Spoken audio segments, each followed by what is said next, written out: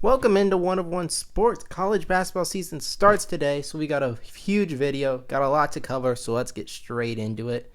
First, starting in the ACC, talking about some newcomers.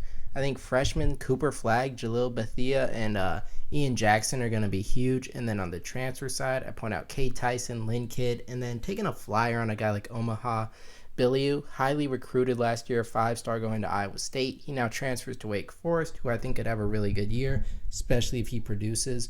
But yeah, let's just look at some of the top newcomers coming into the ACC. Then for Player of the Year, this is how I see it going.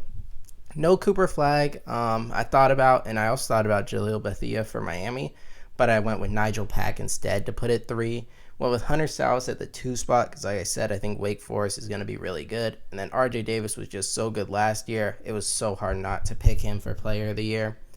Here's how I see the standings playing out, my top 5. I got Clemson finishing in the 5 spot, getting that 11 seed.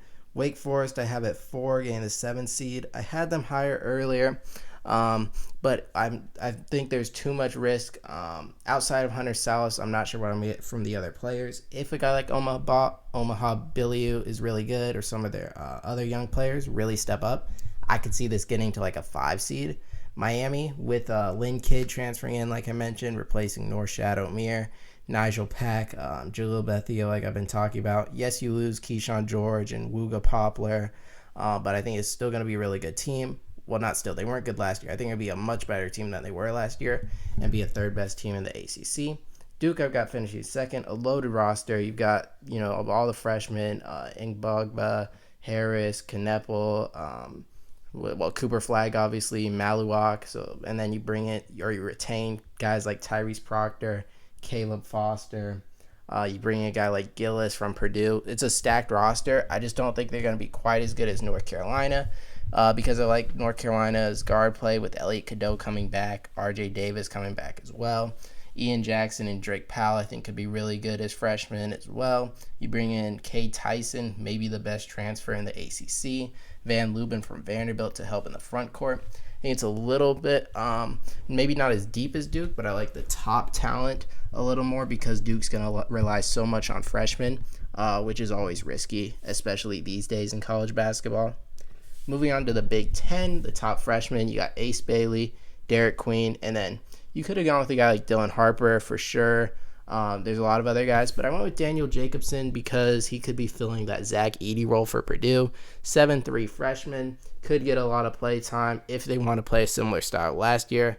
Maybe they don't, though, and Kaufman Wren is just, taking over full-time center. But if they want to go Twin Towers again, he could be a guy who is a standout freshman. Then transfers, I think Miles Rice and Omar Ballo. You could have gone Kanan Carlisle here as well. Indiana brought in a ton of really good transfers.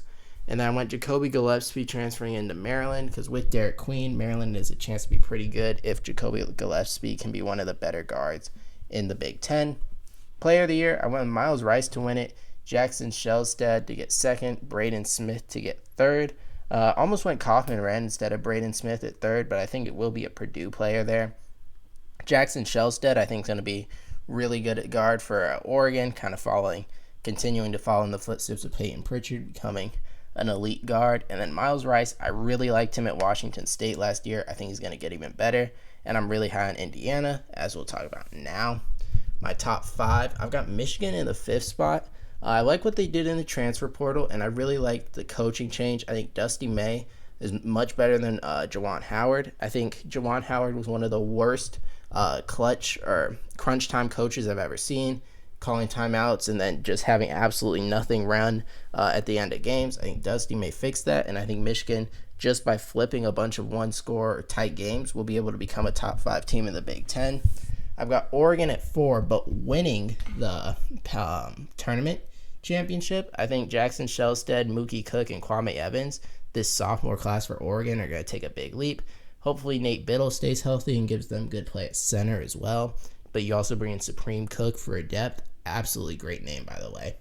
And then my top 3, I've got UCLA and Purdue, both being like 5 seed. By the way, the seeds are just like the caliber of team I think they are. So as you see, Indiana winning the conference, I only have as a 3. I think the Big Ten's one of the weaker power conferences this year. But with all those transfers for Indiana, and returning like Mackenzie Mbako, Malik Renault. Sorry if I butchered Mackenzie's name, but I think they'll be the best team in the Big Ten. Purdue will still compete. UCLA, it's hard to judge UCLA. Really down year last year. A lot of new faces this year. Not sure really what to make of them, to be completely honest. I'm just kind of going off what I've seen Mick Cronin do in the past. I think they'll be a really good team. And then, yeah, Oregon wins the Big Ten in their first ever year in the conference would be huge. In the Big 12, I've got freshmen VJ Edgecombe, Carter Bryant, and Jaden Quaintance, who I wanted to highlight here. Jaden Quaintance for ASU could have gone with Josin Sanan, also at ASU. I like Carter Bryant at U of A. I think he's going to be really good, and I think over the course of the year, going to continue to establish himself in the rotation as like the true power forward for that roster. And then VJ Edgecombe, I do think is the best freshman in the conference for Baylor. Another shooting guard after Jacoby Walter, after Keontae George, another one in that line. Top transfers, I like Norshad Omier. I like AJ Storr for Kansas, and Milos Uzan. Omier and Uzan really important here. Uzan's got to take up that role of Jamal Shed, and Omier's really Baylor's only big guy. So those guys play a huge role this year in the conference. For player of the year, I've got Hunter Dickinson winning it at Kansas. I think Caleb Love gets second off his Pac-12 player of the year because I think U of A is going to be really good. And then kind of a flyer at Iowa State, Milan Momcilovic, based on what he was doing at the end of the year, Big 12 tournament, NCAA tournament, I think he takes a huge leap. I think he's actually going to be their best player and compete for a Big 12 player of the year. Here's how I see the finish going down. I got Baylor finishing below Houston, even though I think they'll be a higher seed in the tournament. I really like their guard play, guys like Langston Love, Jeremy Roach, even bringing in like Rob Wright, VJ Edgecombe. Who else is back? There's another one I'm forgetting off the top of my head. What's his name? That's unfortunate. And then Norshad Omier in the front court. Houston, you got to replace Jamal Shed, so I think they take a little step back. Kansas, pretty much the consensus to win the conference. I think Iowa State and Arizona will finish ahead of them. Iowa State just brings everybody back, and I really liked that team last year. And Arizona, I think, is a great regular season team, and I think being in the Big 12 will actually make them get up for every game, whereas in the Pac-12, I feel like maybe you think it's going to work the opposite because they couldn't get up for every game in the Pac-12. That's going to cost you in the Big 12. I feel like they're actually going to be more focused and be better, not drop any bad games because most of the teams in the Big 12 are really competitive. And then I think they get up for the big games and play their best ball in those, at least in the regular season. But I think Iowa State wins the tournament championship. I think their style play lends itself really well to the Big 12 tournament, and that's why they've been winning so frequently. But any of these teams could win it, and this is by far the deepest conference. Like Kansas State, I think is going to be really good, bringing in Coleman Hawkins and Doug McDaniel. I think that's a really good team. And then BYU, bringing Edgar Denham and some of the other recruits they have, I think could still be really good. A lot of people think Cincinnati's going to be really good. Texas Tech's still a good team, so this is just a super deep conference. Even like West Virginia, who's expected to be one of the worst teams, brought in two really big, highly rated transfers in DeVries and Small and got a new coach, so they could be really improved. So this is definitely the toughest conference looking at it in the preseason. The Big East, not much in terms of freshmen. Liam McNeely, the highest rated. But yeah, not much there. It's more in the transfer realm where they bring in, like, Kamari Richmond is 24/7's highest rated transfer. Pop Isaacs, I think, is going to be really good for Creighton, transferring from Texas Tech. And then Aiden Mahaney, same thing at UConn. Player of the year, I think Ryan Kalkbrenner wins it for Creighton. Kadmari Richmond, I have Gummy in second. I think St. John's going to be pretty good. And then I went with Aiden Mahaney from UConn. Here's how I see the top five going down. I got Xavier in fifth. Not a lot to say there. Providence, I think, could be pretty good if Hopkins plays well. St. John's bringing in two really good transfers in Kadmari Richmond and then Davon Smith at guard can propel them to be finished third in the Big East. Creighton, I almost went and win in the conference, but it's just too hard to pick against UConn off back-to-back national championships. What they had in the transfer portal with Mahaney, but also Terrace Reed, returning Caravan, Solomon Ball, I think, could break out. Other recruits they bring in, what else? Oh, like Liam McNeely or Noel, like we pointed out. I think it could be a really good team again. It has a chance to win the national title. A three-peat would be really, really impressive. SEC newcomers, I've got Trey Johnson as the best one right now for Texas, but Boogie Flan, the way he looked in the exhibition games was pretty impressive. And then Anwar Boateng, I think, is like a sleeper for Missouri. I think he's going to be really good.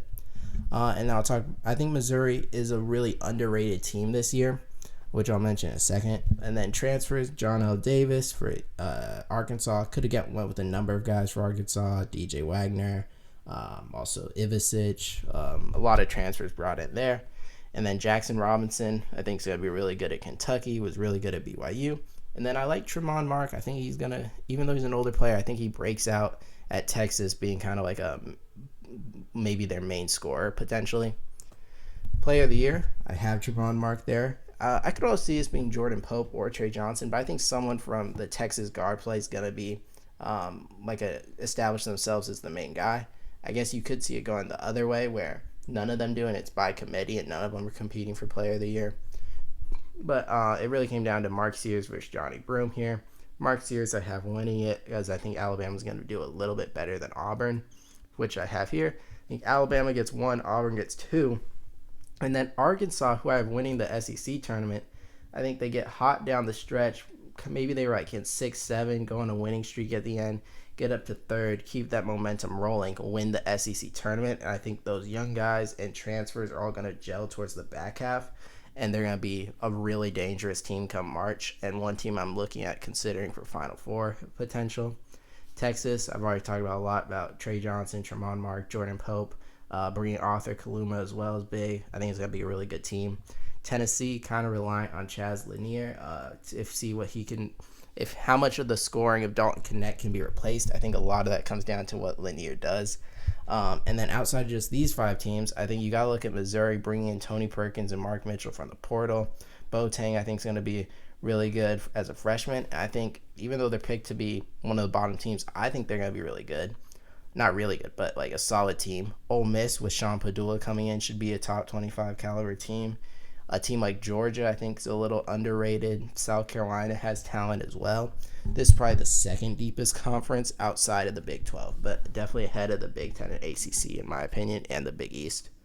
But yeah, so those are each power conference. So now the top mid-majors, I think Gonzaga's the best. Looking at it, Nemhard and Ike, potentially a best pick and roll duo in the country. You still have Hickman. And just you even bring like a guy like Ajayi from Pepperdine, can be really good on the wing. It's just going to be a really good Gonzaga team who I think can be a 1 seed. Then Grand Canyon University, I think really underrated. I have 11 seed, but that's just because the conference they play in. Looking at what they did in the NCAA tournament, being able to beat St. Mary's and then take Alabama down to the wire, returning basically everybody and adding more players in the transfer portal, getting their highest recruiting program history. The trajectory is just going up. So a team last year I already thought was really good, improved in terms of depth, returns a lot of talent. It's just all going up, so I think they're even better than last year.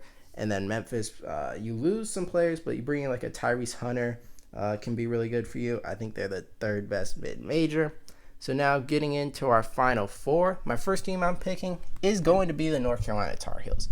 I talked about, I think Elliot Cadeau going to take a second-year leap. I think RJ Davis could definitely win the Wooden Award. I think the freshmen are going to have a big impact. I think the transfers are going to work out. I really like this team, and I think they get to the Final Four. Then Tommy Lloyd in Arizona, I think they're going to make it as well. Caleb Love, I think, also going to be in the Wooden Award discussion.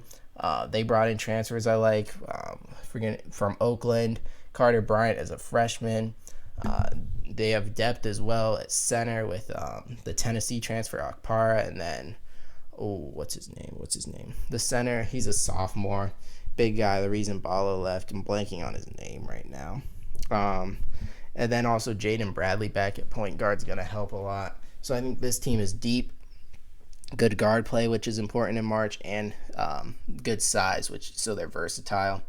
Third team I've got is going to be the Baylor Bears. I talked about how much I like their guard play with having, Rob Wright and VJ Edge come in there, Langston Love and Jeremy Roach.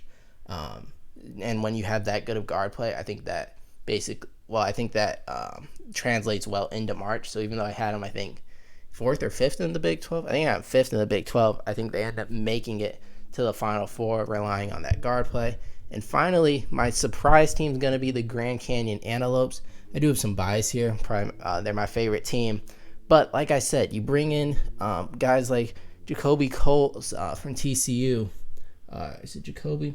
But you bring in Coles from TCU. You bring in Mekhi Williams, the WAC Freshman of the Year. You bring in Evans from Louisville, who was almost a 5-star recruit last year. You bring in your highest recruiting program history on top of one of your best recruiting classes ever. Tyon Grant Foster's back along with Ray Harrison, Colin Moore. So they have really good guard play. Luke Word takes up the starting spot. Really good length, versatility defensively, good shooting. They get to the free throw line. I think it's going to be a really good team, an underrated team. I could see getting like an 11 seed going on that Wichita State VCU type run. And every year in March, you get one of those lower seeds who makes the Final Four. Sometimes it's like a 8-seeded North Carolina, Kentucky. Other times it is like that 11-seeded VCU, Wichita State kind of deal. I think it's more that type this year, and I'm going with GCU to be that team.